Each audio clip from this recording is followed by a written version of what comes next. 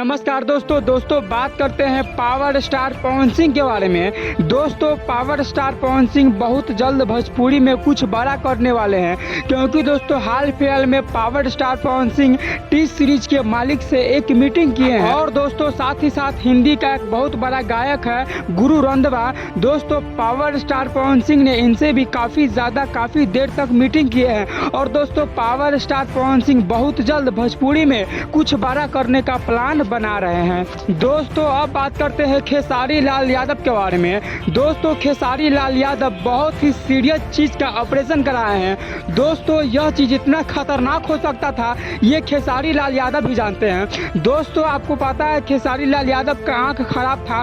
दोस्तों खेसारी लाल यादव अच्छे से नहीं देख पाते थे।